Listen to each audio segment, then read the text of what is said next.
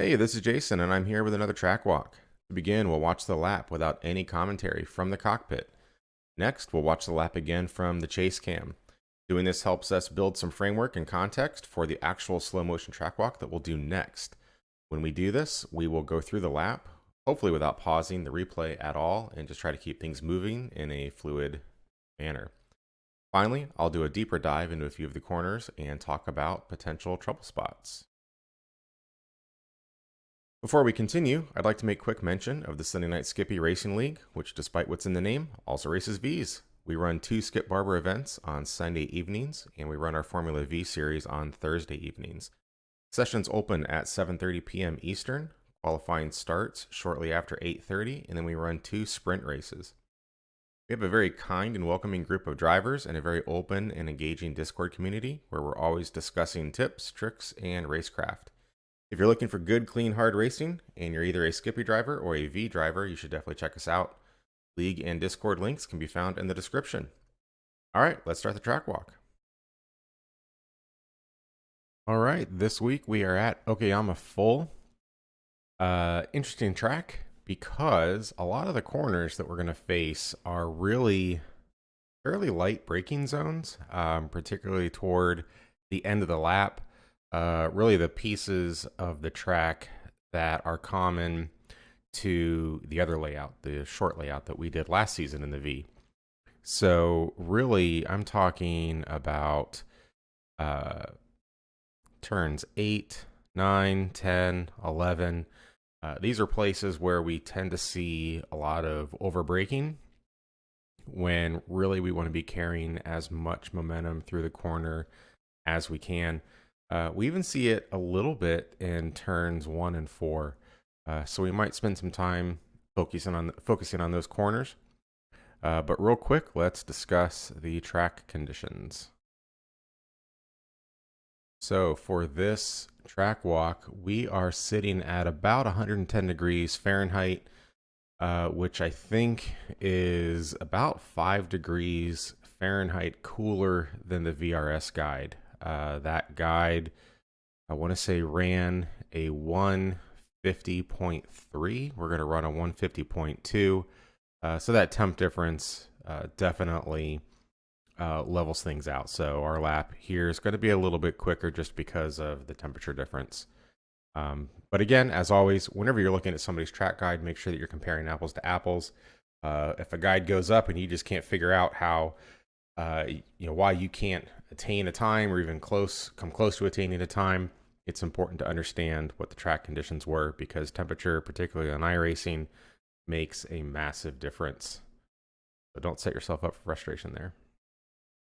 All right, let's do a couple laps here.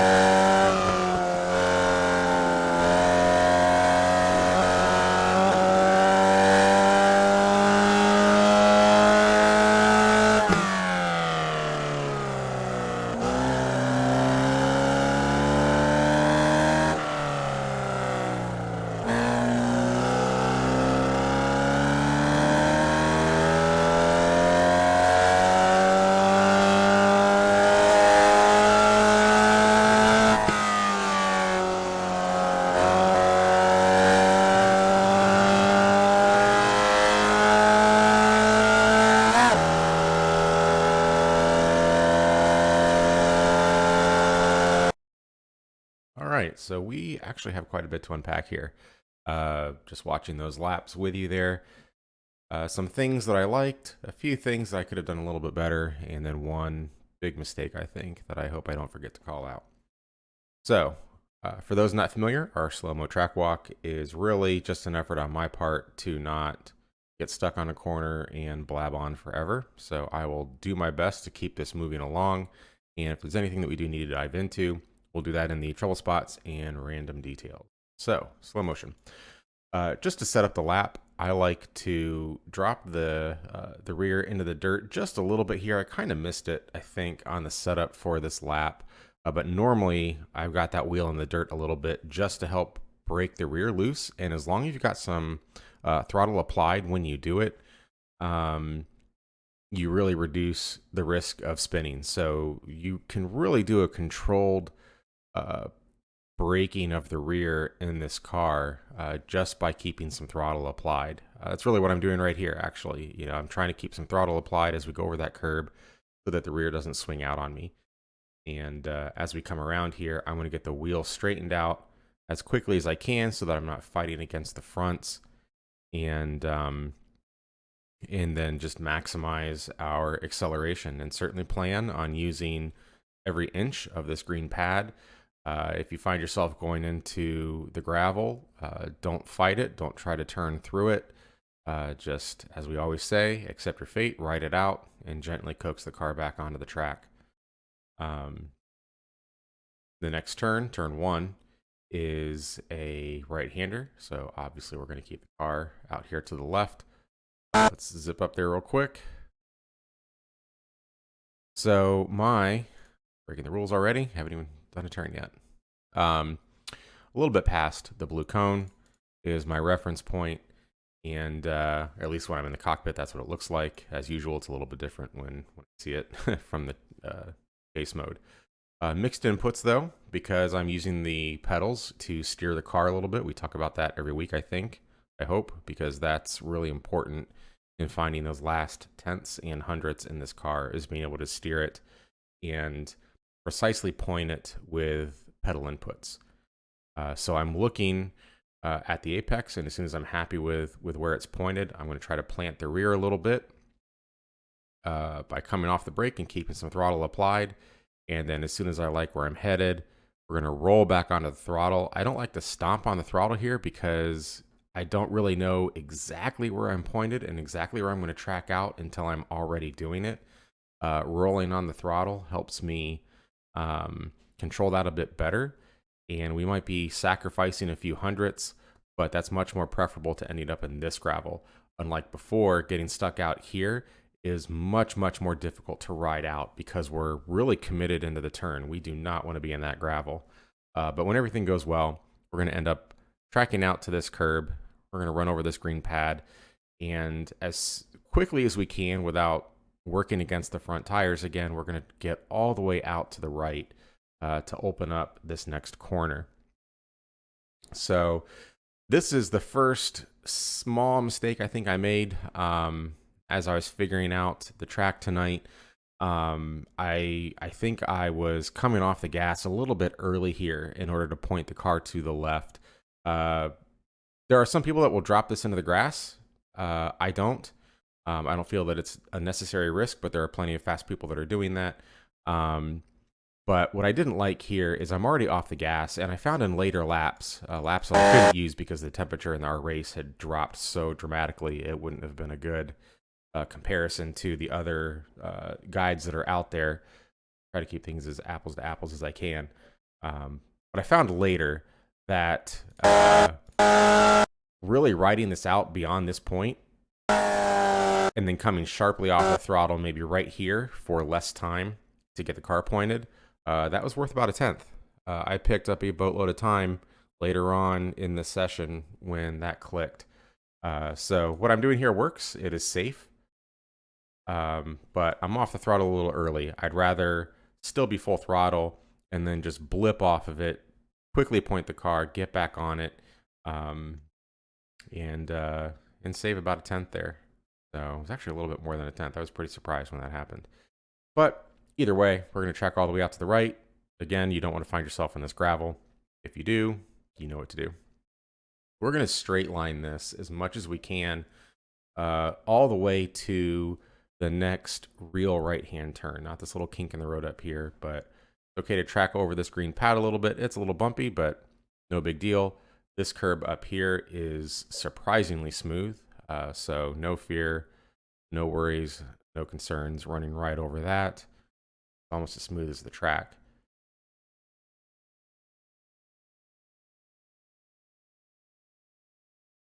So we're going to stick to the left here, keep this next right opened up. And when I'm in the cockpit, that's my reference point. As soon as I get past that, that's when I'm going to get on the brake. And we should see some mixed input, or at least a little bit, as we're again trying to use the pedals to steer into the corner. And this is another small mistake I made. I got on the throttle a bit too early. I should probably have trail braked a little bit longer. You can keep this a lot tighter than this. We see a lot of people tracking way out here. We talk about this every week. We don't want to cover distance that we don't have to. So I'm traveling distance here that I normally don't. This was not my best run through this corner, but decent enough that we can talk about what went right and what went wrong. And what went right is coming out of it. We're still close to the curb, and when we hit this corner well, we're not fighting to keep it over here. We definitely don't end up way over here. Again, that's more distance than we need to travel. We should naturally find ourselves settled in as we go past this DRS sign here. Another thing that I'm not crazy about what I did on this lap is I was in too much of a hurry to get over to the left. We can already see this happening right now. I could make this much more gradual. It's a little less distance that's covered. Probably didn't cost me anything meaningful here, but just as a matter of principle, policy, good habits, we try to take the straightest line possible between 2 points that we need our car to be at. So I was in too much of a hurry to get over to the left here.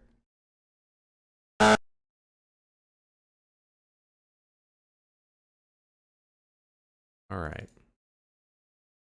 So this is a fairly tricky corner for a lot of people.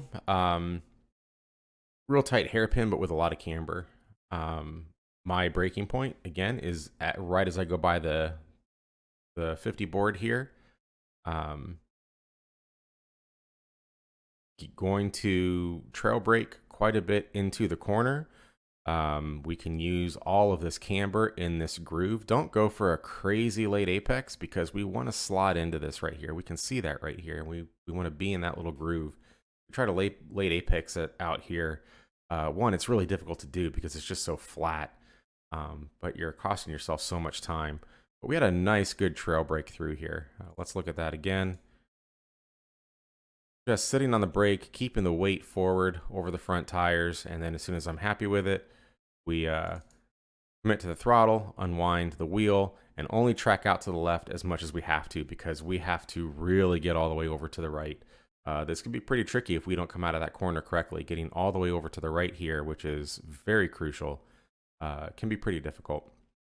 So as soon as we meet this color change, we're coming off the throttle very sharply with steering lock already loaded in so that we can pivot the car on a dime and mount this curb even a bit more than I did here. We can be really aggressive with this curb. We're going to track all the way out here with our right tires on the green pad. Really important that we don't try to create one continuous arc through here. A lot of people do that, and that's going to shut down this next left up here, and that causes a lot of problems and is what ends up sending a lot of people off the track out here. So there is a brief period here where we're completely straightened out, and we're going to take this left just like we took the last one. Coming off the throttle real sharp, planning to take a lot of this curb. And this whole sequence feels so great when you get it right. It's very satisfying when you nail it. We're not going to completely commit to the throttle. Maybe there's a way to do this. Every time I completely commit, I find myself going off the track. We could delay getting on the throttle, but then I feel like the car's just kind of slogging into the turn, which isn't very satisfying. But so far, this is the best way through the sequence that I have found. Pretty happy with it. But plan on using every inch of the exit out here, the curbing, the green pad. You'll see a lot of people ping-ponging around if they try to steer through going off. There's a substantial dip in the terrain right here, so really don't want to be out there. And if you find yourself there, straighten out the wheel. Be very gentle bringing the car back on the track. Otherwise, you're going to hit that wall, then you're going to hit that wall. And depending on how fast you're going, you might hit this wall again.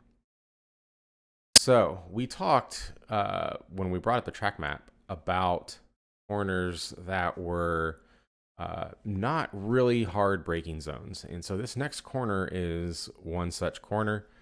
After we get past the last board up here, the 50, I do have a decent brake input. We're probably hitting or getting up to maybe 60%, maybe even, probably about 60%, just to slow us down. And then a really good trail brake into this corner.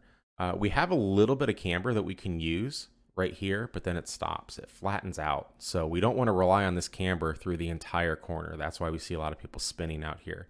It's there initially, but then it kind of disappears on us. But we can trail brake into that, get some great rotation. I would prefer to be a little closer to the curb. This isn't my best run through this corner, but we can be a bit closer to that curb and then commit to the throttle. And that shouldn't take us all the way over here. If it does, it's usually a sign that you didn't get the greatest run through the corner. It should bring us close, but we shouldn't have to fight to get back out to mid-track, which is really as far left as we need to come. I see a lot of people trying to get all the way back out to the white line, and at least in this car, with the ability to break the rear end loose and get some really good rotation out of it, it's very easy to induce some oversteer and control it in the car. And so between that and, again, this positive camber, this groove that we have, we don't need a really, big dramatic entry into the corner. We can just trail brake into it. And then fairly early on in the corner, we're going to get pretty close to the curb. And then as soon as we're happy with where it's pointed, we're going to get back on the throttle. We can do that fairly early through this corner in this car. We're going uphill right now in a very low powered car. There's really no risk of us, running ourselves way off the track unless we get on the throttle really, really early. So probably earlier than you expect. I probably could have gotten on it a bit earlier. And the way you really know if you got on it too soon, too late, is the car should take you over this curb. And if it takes you beyond it, you got on the throttle too soon. If you don't get pushed out to the curb, then you probably waited a bit too long to get on the throttle. I could have gotten on the throttle just a hair earlier. That would have taken me a hair wider on that curb. But that's how we sort those things out.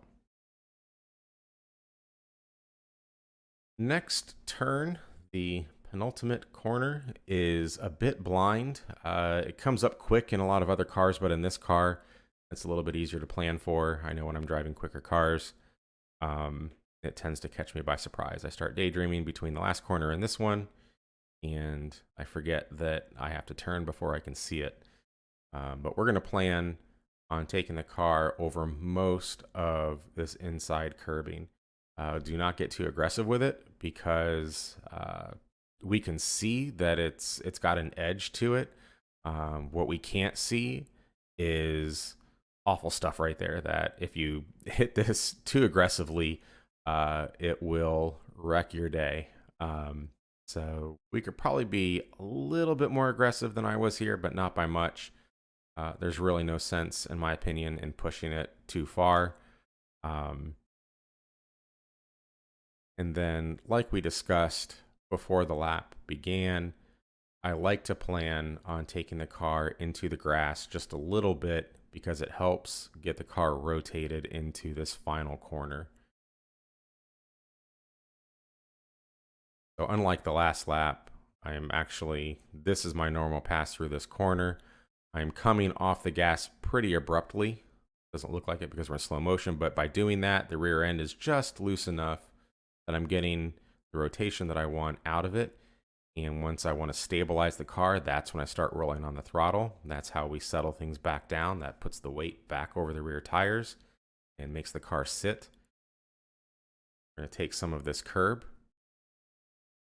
And just like the first corner, I'm not really eager to stomp the throttle here because I don't want to be in this gravel any more than I want to be in the gravel on the exit of turn 1. So it's not until I'm confident that I like where it's pointed that I fully commit to the throttle. We're going to plan on using all of the curbing like most other corners. If we carry enough speed, we should be forced out there. And if we committed too soon, we're going to end up in the gravel. If we didn't commit soon enough, we're not going to be pushed over this green pad. So this lap was a 1 minute, 50 seconds, 0.268. That is it. So for our trouble spots and random details, this really doesn't qualify as a trouble spot, maybe a random detail, but I really like to talk about throttle steering. Well, steering with both pedals, really, not just the throttle. And turn 1 here is such an excellent place to practice it because it's a long corner, it's a wide corner, and you've got some room to experiment. So as we drop from 4th to 3rd in this corner, we want to make sure that we're matching RPMs because we're going to have some steering lock already applied. And if we drop from 4th to 3rd without a decent amount of throttle applied, it's going to snap the rear end loose. It's going to disrupt things too much. So we don't want to do that. And that works out well because we're going to drop into the 3rd. We've got throttle applied. And then we can use that. We can feather the throttle in combination with the brake that we have applied to steer the car through the corner without getting crazy with the steering wheel. One of the things that comes up in our Discord, the SNS Discord frequently, is quiet hands. We were looking at multiple people's steering traces, and we know that person A's is really jagged and it's all over the place, and they're going from lock to lock, where the faster driver seems to be expending a lot less effort. And this is one of the ways that you can keep your hands quiet. And at least in my opinion, I think it is a little more precise in a corner like this to just feather the throttle to fine tune where the car is pointed. So I'm not going nuts with the steering here. I am just using my inputs to guide where I want the car. We're a little bit loose in the rear until I get back on the throttle. So I would certainly advise, if this is something that doesn't feel natural to you yet, experiment with this, because this is a great corner to sort this kind of thing out.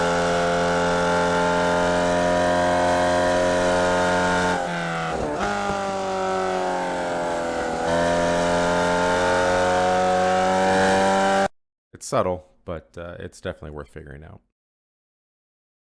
All right, next corner I want to talk about is this one. I don't know what number it is, but this one.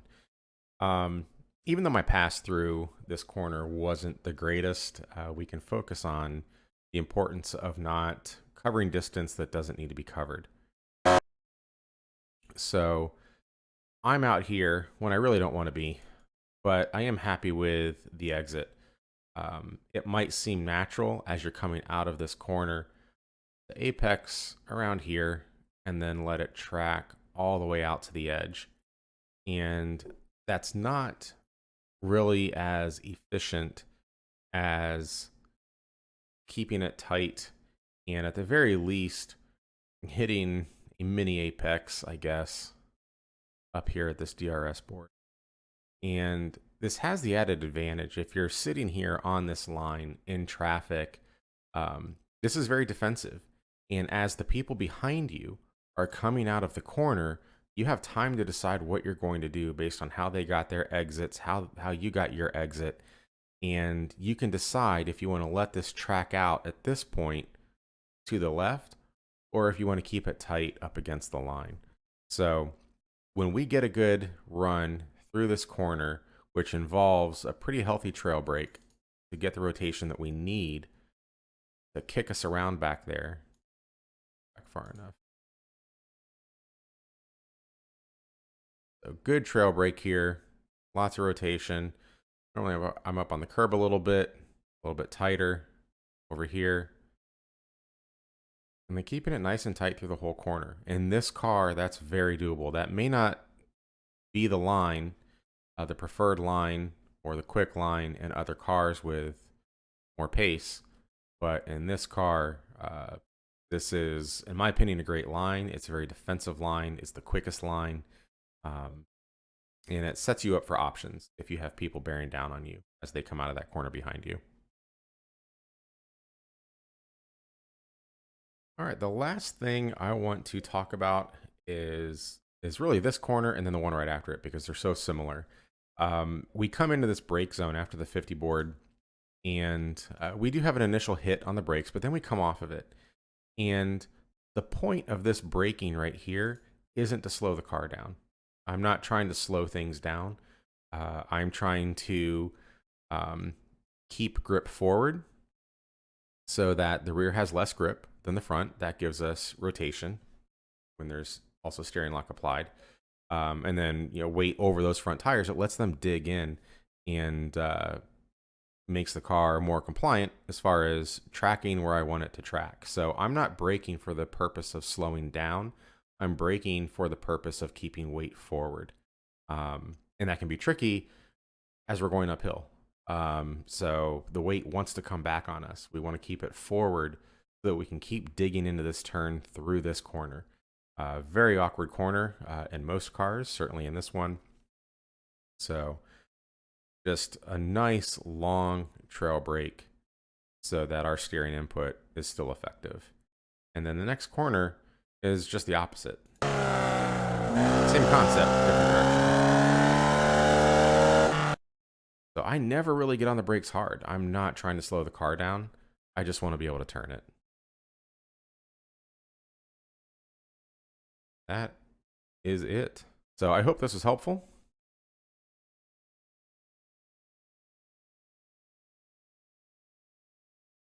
All right, that's all I have. I hope this was helpful.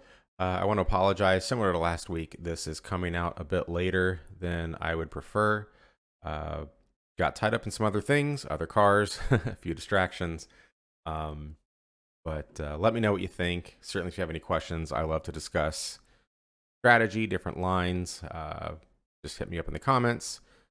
Feel free to join the Sunday Night Skippy Discord. We're talking about this stuff every single day, all week long. Great place to hang out. And enjoy the track. It's a long track. It is not fun to drive, but it's very fun to race, as opposed to other tracks that are a blast to drive, but can be extremely stressful to race. We had our league practice race tonight for the V. So tonight is Tuesday, September 21st.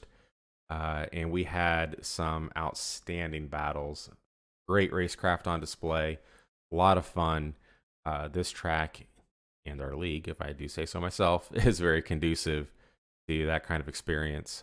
So this isn't my favorite track to drive, but it really does offer some fantastic racing, especially in this car. So let me know what you think, and good luck in your races.